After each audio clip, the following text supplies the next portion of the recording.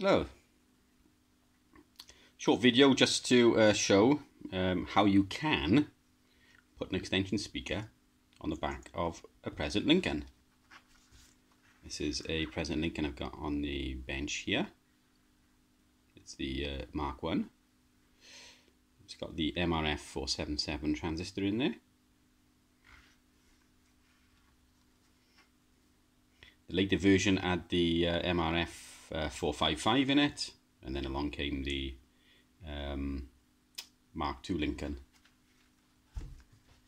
And one of the shortcomings of the Lincoln is no extension speaker. Well, there is if you can access it through this socket, and it's awkward. It's not easy to do. Where'd you get these sockets from? So what I've done is I've drilled the back here. There's a little space there where you can access it, and the aluminium is quite thin. It's ideal to put a socket in that place there, so you can just see the hole. So I've drilled a hole. It's 6mm in this case, because that's the socket I'm using. Here's the socket I've wired up. This represents the internal speaker, because I don't have a panel on there, so this is the internal speaker. And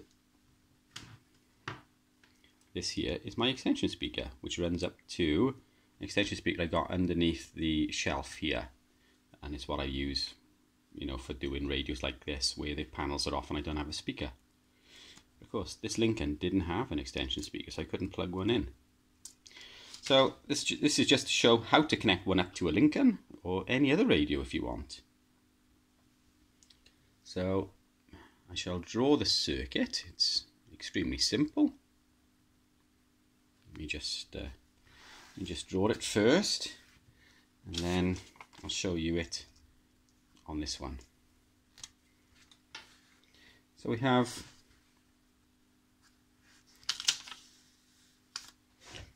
basically two speakers.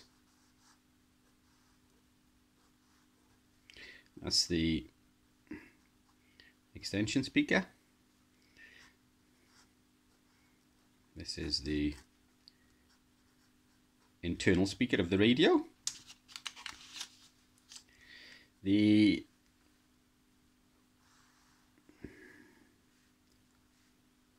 negatives are connected as one.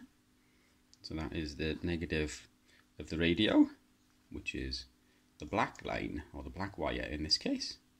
The original two wires are the black and the white, which would go to the speaker normally on the Lincoln, but on here I brought it to the switch, so it's the same principle. The wire would normally come up to the extension speaker. It now goes to the wire would normally come up to the internal speaker. It now goes to the extension speaker as well.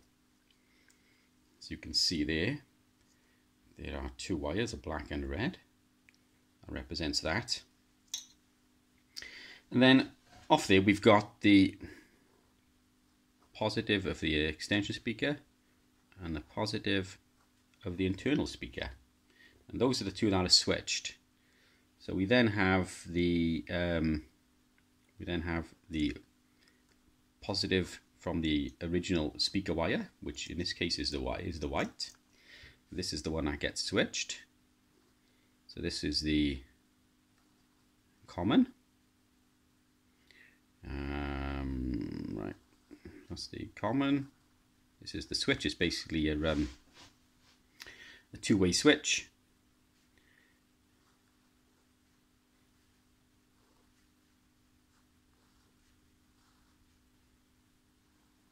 And it does that. When you don't have the extension speaker plugged in, the audio comes through the white wire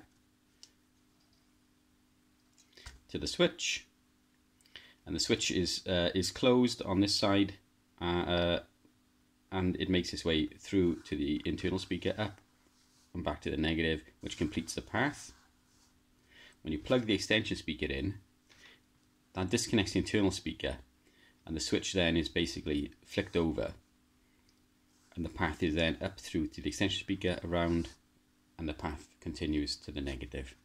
So that is basically what this switch does. So I just zoom out. We'll turn the radio on.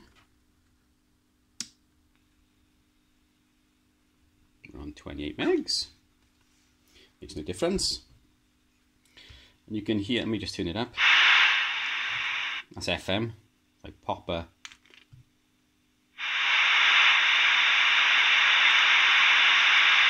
See it dance. You can see it dancing around on there. Proves the speaker's on. I plug this one in.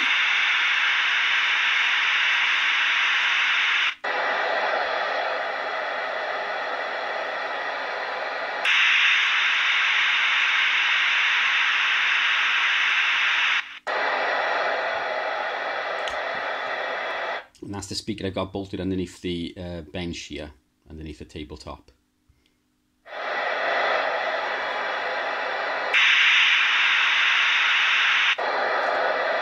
So that's how you add an extension speaker to a Lincoln or any other radio you want to add one to.